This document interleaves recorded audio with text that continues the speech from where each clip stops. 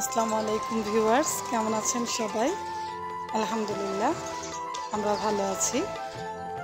আশা করি আপনারাও ভালো আছেন। ছাদ বাগানের আরও একটি নতুন ভিডিও নিয়ে আসলাম। সবাইকে নতুন ভিডিওতে স্বাগত জানাচ্ছি।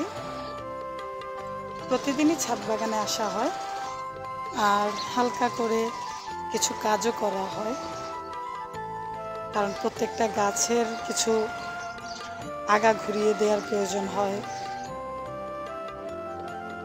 তারপর বিভিন্ন গাছে ফল ধরে থাকে, সেগুলোকে পেরে নিই। তো আজ খেয়াল করলাম আমাদের যে করলা গাছগুলো, সেগুলোতে মোটামুটি বেশ কিছু করলা হয়েছে। আমি দেখানোর চেষ্টা করছি করলাটা উপরে মোটামুটি। সত্যি বলতে ছাদ বাগান করার পর থেকে যেই সবজিগুলো আমরা তুলে নিই, সেগুলো যখন গাছে ধরে তখন বেশি আনন্দ হয়। কারণ বাজার থেকে কিনে খাওয়া আর নিজের বাগান থেকে নিজের হাতে সেগুলোকে সংগ্রহ করা, তারপর রান্না করে খাওয়া, এই ব্যাপারটা আসলে একটু ভিন্নতা আছে। যারা আসলে এই বিষয়গুলো থেকে আনন্দ নিতে চান, আমার মনে হয় তাদের জন্য গাছপালা। তো ছাদে এত বড় বড় গাছ আছে, এবার আর আমরা ছাদে তেমন কোনো মাচা বাঁধিনি। প্রত্যেকটি সবজির গাছ চেষ্টা করেছি বড় বড় যেই গাছগুলো আপাতত ফলছে না, সেগুলোতে বাইয়ে দেওয়ার। তো মাশাআল্লাহ এতগুলো করলা হয়েছে। অনেকেই এটাকে উস্তা বলেন, আমিও বলি, তবে আমার জন্য করলা বলাটা কমফোর্টেবল।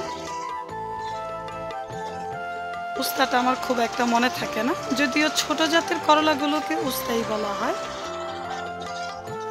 তো আলহামদুলিল্লাহ অনেকগুলো আসছে, ছোট ছোট, ভেতরেও আছে, এখানে একটি আছে। তো এগুলো সবগুলোই এখন পেরে নিব। ভিউয়ার্স, করলা গাছ যত বেশি হালকা থাকে সেগুলোতে বেশি ফল আসে। আমি আমার ছোট ছোট অভিজ্ঞতা আপনাদের সাথে শেয়ার করার চেষ্টা করি, যদিও খুব কম সময়। তো করলা গাছকে আপনি যদি একদম সবগুলোকে একত্র করে রাখেন, সেক্ষেত্রে সেখানে ফল আসার সম্ভাবনা কম।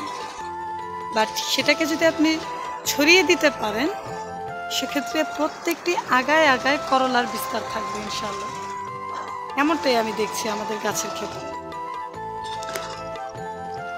তো মাশাআল্লাহ এখানে যে বড় বড় উস্তাগুলো আছে, সেগুলোই আমি কেটে নিব। তো ভিউয়ার্স, আপনারাও চাইলে আপনাদের ছাদ বাগানের কিছু মুহূর্ত আমাদের সাথে শেয়ার করতে পারেন। আমরাও চেষ্টা করি আপনাদের সাথে আমাদের ছাদ বাগানের ভালো লাগাটুকু শেয়ার করার জন্য। ভিডিওটি যদি ভালো লেগে থাকে অবশ্যই আমার চ্যানেলটিকে সাবস্ক্রাইব করে পাশে থাকবেন।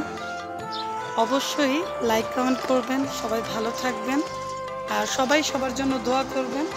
আজ এ পর্যন্তই। আল্লাহ হাফেজ।